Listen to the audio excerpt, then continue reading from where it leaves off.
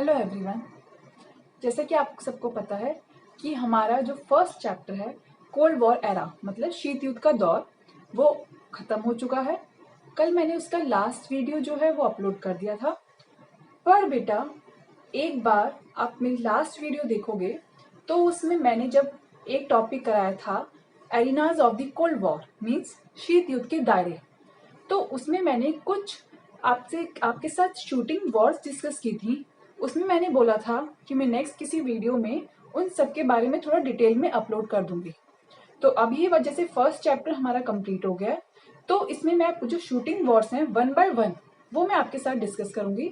In any case जो exam में इनमें से कोई ना कोई एक अगर आ गई शॉर्ट नोट्स में या फिर एरिनाज ऑफ कोल्ड वॉर में, जैसे आप 3 ट्रीटीज लिखोगे उससे पहले इन शूटिंग वॉर्स के बारे में बताओगे, तो ताकि आप थोड़ा थोड़ा उनके बारे में भी एक्सप्लेन कर सको। तो जैसा कि आपको सबको पता है शूटिंग वॉर्स मतलब खूनी लड़ाइयाँ कह लो या रक्त रंजिश लड़ाइयाँ जितनी भी होती हैं, ठीक है। तो ये जो शूटिंग वॉर्स इन्हें क्यों कहा जाता है, क्योंकि ये एक फुल स्केल वॉर न बनकर, मतलब जैसे फर्स्ट वर्ल्ड वॉर हुआ था, सेकेंड वर्ल्ड वॉर हुआ था, तो थर्ड वर्ल्ड वॉर ना होकर ये उस एरिया में किसी भी पर्टिकुलर जो थर्ड कंट्री था वहां तक होकर रह गया था। और किसी तरह जो दो पावर्स थी super powers, first one is USA and other one is USSR, तो उन दोनों के बीच में कुछ समझौता हो गया था। और ये जो युद्ध का नाम दिया गया है इन्हें, यह संकट कहा गया है, वो सब किसी तरीके से टल गया था। और जो जिससे सब लोग पूरी दुनिया पूरा वर्ल्ड जो डर रहा था कि शायद कहीं ऐसा ना हो कि थर्ड वर्ल्ड वॉर हो, तो वो नहीं हुई थी। तो इसीलिए ये जो रक्त रंजिश लड़ाइयां होती हैं, मतलब इनमें भी कई जनहानि धन हानि, बहुत सारे लोग मारे गए, पर वो as compare to third world war उससे कम लेवल पर हुआ था, ठीक है। तो फर्स्ट वन देखिए, अब आप अपनी स्क्रीन पर देख सकते हैं। जैसे फर्स्ट है आपका कोरियन वॉर मीन्स कोरिया संकट, जो या कोरिया युद्ध कह लीजिए, जो हुआ था 1950 से 1953। तो इसी के बारे में सबसे पहले हम डिस्कस करेंगे इस वीडियो में। मैं इस टॉपिक को, इस वॉर को, जो शूटिंग वॉर है कोरिया वॉर, इसको डिस्कस करेंगे। फिर नेक्स्ट जो मैं वीडियो अपलोड करूंगी उसमें जो सेकेंड वन है जो बर्लिन वॉर, वो वाली डिस्कस करेंगे, ठीक है। अब देखिए कोरियन वॉर मीन्स कोरिया युद्ध। जैसे सबसे पहले मैं ये बता दूं ये कब हुआ था, 25 जून 1950 से लेकर 27 जुलाई 1953 तक, ठीक है। तो लगभग 3 साल ये युद्ध चला था। और इसमें सबसे जो इम्पोर्टेंट चीज है, हम इस युद्ध के बारे में क्यों पढ़ रहे हैं, वो इसलिए क्योंकि जिस तरीके से आपको मैंने बताया, एक साइड थे यूएसए और दूसरी साइड थे यूएसएसआर।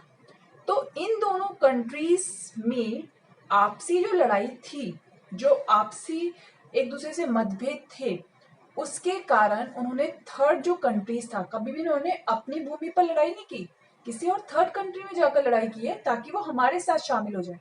तो इसी तरीके से यूएसए ने किसका साथ दिया था, यूएसए ने दिया था साउथ कोरिया का, और यूएसएसआर ने दिया था नॉर्थ कोरिया का। तो उसके बारे में वो कैसे दिया था, क्या हुआ था इस युद्ध में, कोरिया युद्ध में या कोरियन वॉर में, हम उसी के बारे में पढ़ेंगे, ठीक है। तो सबसे पहले आपको क्या जानना है, आप इंडिया में रहते हो, तो इंडिया के ईस्ट में चाइना के साथ में नॉर्थ कोरिया और साउथ कोरिया है। किस तरीके से देखिए, जैसे मैं बताऊं, मैंने आपकी स्क्रीन पर देखा है नॉर्थ कोरिया, फिर चाइना, रशिया और सबसे नीचे साउथ कोरिया। तो इस तरीके के मैप में आप देखोगे तो मैप में ये है, ठीक है। अब देखिए जो ये युद्ध है 1910 से लेकर 1945 तक जापान का कंट्रोल रहा, कहां पर, कोरिया में, ठीक है। जापान के लोगों को कोरिया की संस्कृति, वहां की लैंग्वेज, वहां का कल्चर वो अपने जैसा करना चाहते थे, वो चेंज करना चाहते थे। जापान के लोगों का मानना था कि कोरिया में जितने भी लोग हैं वो जापानीज बोले और जापान का जैसा कल्चर चला आ रहा है वैसा ही माने, ठीक है। तो ये था। पर उसके बाद क्या हुआ, सेकेंड वर्ल्ड वॉर के टाइम, मतलब at the time of 1945, USA ने क्या किया था, जापान के 2 शहरों पर, हिरोशिमा और नागासाकी पर न्यूक्लियर बॉम्ब गिरा दिए थे। और जैसे ही वो फेंके तो क्या हुआ, तबाही हो गई। और उन बॉम्ब का क्या नाम था, एक था लिटिल बॉय, एक था फैटमैन। ये दोनों बॉम्ब थे। और जैसे ही वो फेंके तो इससे जापान जो है उसने हार मान ली और फिर उसने क्या किया, अपने आप को सरेंडर कर दिया। तो फिर यही माना जाता है कि ऐसे जब ये कांड हो गया उसके बाद क्या हुआ, जो नॉर्थ कोरिया है, नॉर्थ कोरिया में किसकी आर्मी बनी, यूएसएसआर की, और साउथ कोरिया में बनी यूएसए की आर्मी। ठीक है। और ये जो मेन जो था, अब इसमें एक 38 पैरेलल के बारे में बताऊंगी मैं, वो क्या है, क्यों है, क्या मतलब क्या है उसका, वो आप अभी समझोगे।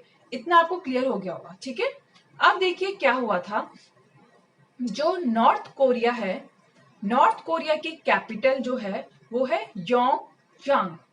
ठीक है, योंगयांग। मैं अभी आपको दिखा देती हूँ। देखिए, आप जैसे ये देखोगे,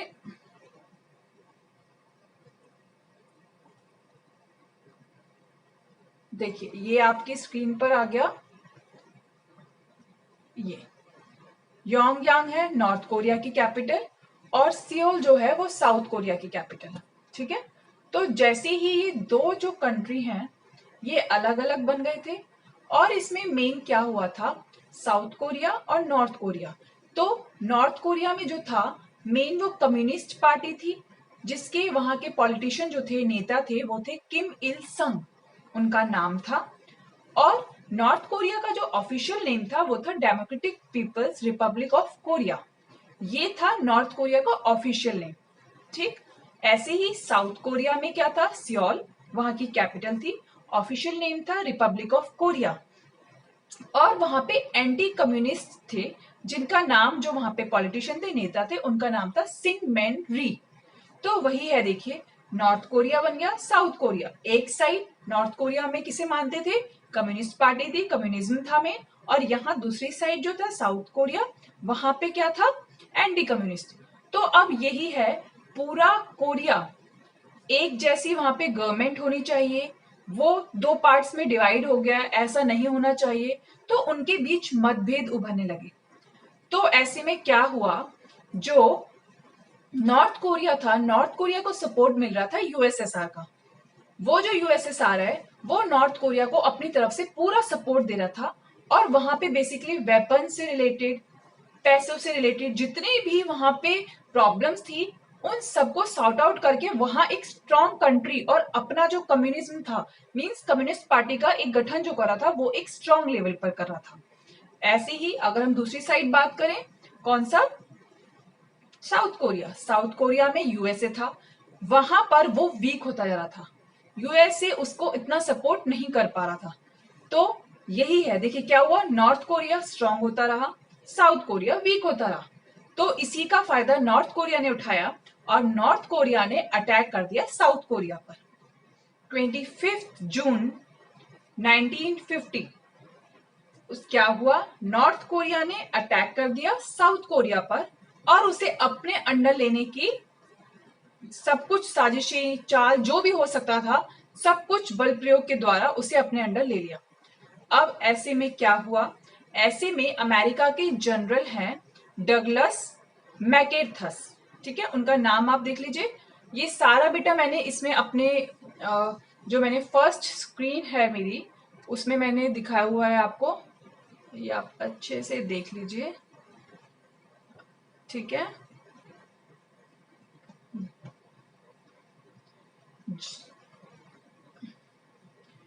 जनरल डगलस मैकेर्थर, इन्होंने, जो अमेरिका के जनरल थे, इन्होंने अब एक प्लान बनाया। इन्होंने क्या प्लान बनाया, इन्होंने सोचा भाई ऐसा करते हैं कि साउथ कोरिया को तो हम हार गए किसी तरीके से, मतलब नॉर्थ कोरिया ने उस पर अटैक कर दिया, पर हम किसी भी तरीके से हार नहीं मानेंगे। उन्होंने क्या किया, साउथ कोरिया के पास एक पोर्ट है जिसका नाम है इंचॉन। ठीक है, INCHON। इंचॉन जाएंगे, वहां हमला करेंगे और साउथ कोरिया को नॉर्थ कोरिया में से आजाद करा लेंगे। मतलब उनके अंडर जितने भी जो भी चीज अंडर जो उन्होंने कब्जा कर लिया जबरदस्ती, उसे हम छुड़ा देंगे। अब डगलस क्या, जनरल जो है अमेरिका के, वो चलते रहे, लड़ाई करते करते, आक्रमण युद्ध करते करते यालू रिवर है वहां तक पहुंच गए। अब क्या हुआ था, जब वो वहां तक पहुंच गए, उसे उसके भी आगे क्रॉस करने वाले थे। जैसे आप स्क्रीन पर देखिए, ये मैंने पोर्ट बताया है इंचॉन, यालू रिवर, वहां तक जैसे पहुंच गए, उसके बाद क्या हुआ, उसके बाद वो जैसे ही और आगे बढ़ने ही वाले थे, तब वहां के जो प्रेसिडेंट है उनका नाम है Harry S Trueman. Harry S Trueman ने क्या कहा, डगलस को मना किया कि आप आगे मत जाओ अपने मिलिट्री को लेकर, क्योंकि अगर आप आगे जाओगे तो वहां से चीन भी आप पर अटैक कर देगा, तो फिर डबल प्रेशर पड़ेगा। एक साइड है नॉर्थ कोरिया का प्रेशराइज करेगा वो, और दूसरी साइड चाइना भी आप पर अटैक करेगा, तो आप बुरी तरीके से हार जाओगे। पर डगलस नहीं माने। जो अमेरिका के जनरल थे, उनका नाम क्या था, पूरा फुल नेम था उनका डगलस मार्केथ्रस। तो वो आगे बढ़ते गए और ऐसा ही हुआ जैसे हैरी एस ट्रूमैन ने बताया था। चीन ने अटैक किया साउथ कोरिया को, फिर हरा दिया। तो क्या हुआ, अब इसी चीज का फिर दोबारा फायदा उठाया नॉर्थ कोरिया ने। नॉर्थ कोरिया ने अक्टूबर 1950 में, और वहां तब से लेकर जनवरी 1951 तक क्या किया उसने, साउथ कोरिया पर अपना कब्जा पूरी तरीके से, अपना कंट्रोल वहां पर स्थापित कर लिया था। ठीक है। फिर क्या हुआ, अप्रैल 1951 में अमेरिका के राष्ट्रपति मींस अमेरिका के जो प्रेसिडेंट थे, उन्होंने, जो मैंने अभी स्क्रीन पर आपके दिखाया हुआ है, हैरी एस ट्रूमैन जी ने, उन्होंने डगलस को कहा कि भाई आप वापस आ जाओ, अब हम युद्ध आगे नहीं कर सकते, क्योंकि नॉर्थ कोरिया और चाइना दोनों के अटैक में हम अटैक करते हैं, हम पे इतनी गुंजाइश नहीं है कि अब हम उनके युद्ध को सह सकें। उन्होंने क्या किया, उन्होंने उन्हें जनरल को वापस बुला लिया। ठीक है, वापस बुलाया और एक नए जनरल को वहां पर भेज दिया। अब जैसे ही वहां पर उन्होंने नए जनरल को भेजा, 38 पैरेलल, देखिए अब आप स्क्रीन पर, अब आप अपने देखोगे, जो मैंने ये इमेज बनाई, मैप है जो आपके में, इसमें 38 पैरेलल दिया हुआ है। देखिए नॉर्थ कोरिया की आपको कैपिटल दिख रही है योंगयांग, और साउथ कोरिया का है सिहोल। अब इन दोनों के बीच में एक लाइन है जो आपको दिख रही है 38 पैरेलल। इसका क्या मतलब है, एक ऐसी लाइन जिस पर एक साइड होगी साउथ कोरिया, दूसरी साइड होगी नॉर्थ कोरिया, और उन दोनों के बीच में एक ऐसी लाइन इन्होंने, एक ऐसी लाइन है जिसमें ये कहा कि इसका क्या मतलब है, मतलब जो 38 पैरेलल की जो लाइन है, एक साइड नॉर्थ कोरिया चाइना, दूसरी साइड साउथ कोरिया, तो ये कहा गया ये वाली जो लाइन है, यहाँ पे लड़ाई होती रही, जो चाइना है उसके वेपन्स, उसके जितने भी हथियार है उसमें कमी हो गई, 2 साल तक ये लड़ाई चलती रही।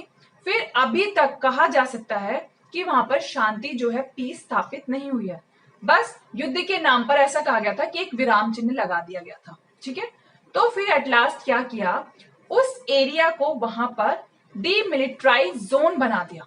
देखिए जैसे आप अपनी स्क्रीन पर देखोगे, स्क्रीन पे मैंने आपके क्लियर कर रखा है कि किस तरीके से डीमिलिट्राइज जोन का मतलब है कि अब कोई ऐसा बॉर्डर एक तरीके से बना दिया गया, 38 पैरेलल वगैरह कुछ नहीं है।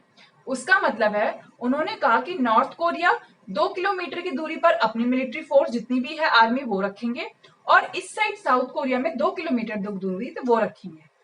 तो इससे ही साफ हो जाता है कि जो भी मिलिट्री है, जो भी आर्मी की फोर्स है, वो 2-2 किलोमीटर की डिस्टेंस तक, अब वहां पर एक बॉर्डर है, सिर्फ वहां 38 पैरेलल वगैरह सब खत्म कर दिया गया, अब कुछ नहीं है। डीमिलिट्राइज जोन का मतलब यही है कि एक तरीके से जो बॉर्डर बनाया गया है, 2 किलोमीटर आप दूर रहो इस बॉर्डर से, 2 किलोमीटर दूर हम रहेंगे। तो यही थी कोरिया वॉर, मतलब एट लास्ट जो है दोनों में किस तरीके से समझौता हो गया, और यही फाइनल डिसीजन था। तो क्या हुआ था, देखिए नॉर्थ कोरिया और साउथ कोरिया जो आपस में एक दूसरे के सामने आए थे, इन दोनों के एक सपोर्टर था यूएसएसआर, एक दूसरे सपोर्टर था यूएसए। तो वो आपस में क्यों आमने सामने थे, क्योंकि जैसे ही वो सुपर पावर्स थी, यही संकट था उनमें, ये लग रहा था कि अगर इन दोनों कंट्रीज में समझौता नहीं होता तो क्या होता, ये शायद कहीं शूटिंग वॉर न रहकर कोई और बड़ा युद्ध ना बन जाता। तो सबको यही डर लग रहा था, पर किसी तरीके से ये डीमिलिट्राइज जोन बन गया, और वहां पर दोनों ने समझौता कर लिया, और 2-2 किलोमीटर तक साउथ कोरिया में जितना डिस्टेंस है वो दूर रहेंगे, और नॉर्थ कोरिया में वो डिस्टेंस में उतना दूर रहेंगे। तो यही है बेसिकली आपके। पर इसमें ये भी है कि अगर आज की बात करें, तो अब मैं आपको स्क्रीन पर दिखाती हूँ। अगर मैं आज की बात करूं कि किस तरीके से, क्या ऐसा कह सकते हैं कि क्या क्या हुआ था, देखिए साउथ कोरिया के बारे में अगर मैं बात करूं, आज की डेट में it's equally known for its green हिली कंट्री साइड। क्या मतलब है, देखिए वहां पर एक ऐसा कंट्री है जहां वहां पर सभी लोग आराम से रहते हैं, एजुकेशन बहुत अच्छी है, लॉट्स ऑफ बुद्धिस्ट टेम्पल, वहां पे बहुत सारे टेम्पल्स मंदिर हैं, पीपल जो है वो बहुत एजुकेटेड है, as compare to other countries वो बहुत अच्छा कंट्री है। वहां के लोगों को वीजा पासपोर्ट ये सब मिला हुआ है, दूसरी कंट्री में जाकर वहां की पॉलिसी ऐसी भी है वो कुछ भी ट्रेड वगैरह व्यापार कर सकते हैं इजीली। तो वो क्या मतलब है, वहां पे एजुकेशन अच्छी है। तो ये सब क्या है कि वहां पर सभी तरीके के लोग जो है वहां खुश हैं, वहां फ्रीडम है, लोग पढ़ सकते हैं, लोग एजुकेट हो सकते हैं, एक कंट्री से दूसरे कंट्री आराम से घूम फिर सकते हैं। पर as compare to North Korea, अगर नॉर्थ कोरिया की बात की जाए तो क्या था वहां, देखिए North capital of North Korea मैंने बताया था Pyongyang, and this is the largest city in the country. ठीक है, होल कंट्री मतलब ये जो है ये एक सबसे लार्जेस्ट सिटी है। अब क्या है, देखिए यहां पर कहा जा सकता है कि डिक्टेटरशिप थी। आज के टाइम पर अगर देखें वहां एजुकेशन नहीं है, वहां सिर्फ जो भी बच्चे हैं, जो भी एजुकेशन बच्चों को मिलती है वो सिर्फ तानाशाह क्या था, डिक्टेटर के मतलब क्या क्या किया था उसने, उनकी महानता के बारे में सिर्फ वही बताया जाता है। ठीक है, मतलब तानाशाह जो रूल था, किस तरीके से हमारे जो पॉलिटिशियन, हमारे जो नेता थे उन्होंने क्या किया, कैसे हमें आजाद कराया, फ्रीडम हमें कैसे मिली, क्या क्या हुआ था, वही चीजें पढ़ते हैं। ठीक है, as on history. Education poor है, वहां के लोग जो है आराम से नहीं पढ़ सकते। ठीक है, और वहां व्यापार मतलब ट्रेड की फैसिलिटीज भी नहीं है, ना उन्हें पासपोर्ट मिला है ना ही वीजा है, वो एक कंट्री से दूसरे कंट्री नहीं जा सकते। तो यही है बेटा कि किस तरीके से नॉर्थ कोरिया में क्या हुआ था, क्यों इसे कोरियन संकट या कोरिया का युद्ध जो 1950 से 1953 के बीच में हुआ था, इसमें क्या हुआ था, वो इसीलिए एक तरीके से कोल्ड वॉर शीत युद्ध के दौरान यही हुआ था कि नॉर्थ कोरिया और साउथ कोरिया, एक साइड था यूएसए, दूसरी साइड था यूएसएसआर। दोनों जब एक दूसरे के सामने आ गए तो सबको लगा सुपर पावर है, दोनों महाशक्तियां हैं, शायद अब तो युद्ध होना, तीसरा थर्ड वर्ल्ड वॉर होना संभव ही है। पर किसी तरह उनमें समझौता हुआ था, और वो समझौता, ये जो मेन पॉइंट मैं बता रही हूँ आप अच्छे से लर्न करना, ये समझौता किसकी सहायता से हुआ था, जो नेम मतलब या नाम गुट निरपेक्ष आंदोलन नॉन अलाइंड मूवमेंट के जो फाउंडर मेंबर थे, फाउंडिंग मेंबर कौन थे, जो जिसमें जवाहरलाल नेहरू जी थे, इंडिया के प्रधानमंत्री, उन्होंने ही इन दोनों कंट्रीज में समझौता कराया था। और किसी तरीके से ये कोरिया का जो युद्ध था ये टल गया था, थर्ड वर्ल्ड वॉर तक नहीं पहुंच पाया था। और यहीं तक जो सबसे लास्ट में मैंने बताया किस तरीके से क्या हुआ था, उसे डीमिलिटराइज जोन बना दिया था, मतलब 2 किलोमीटर सेना जो है दोनों एग्री हो गए थे अपनी आर्मी को, मिलिट्री को 2 किलोमीटर की दूरी पर रखेंगे बॉर्डर से, और 38 पैलेट जो है वो हटा दिया गया और यहीं पे एंड था। ठीक है, तो यही है कोरिया वॉर। नेक्स्ट में आपको बर्लिन वॉर या वियतनाम वॉर उसके बारे में डिस्कस करूंगी। आई होप आपको ये वीडियो अच्छी लगी हो। अगर तब भी कोई आपको कोरिया वॉर से, कोरियन वॉर से रिलेटेड कोई भी डाउट रह गया हो तो प्लीज कमेंट बॉक्स में आप कमेंट कर सकते हैं। Thank you so much, stay happy and stay healthy.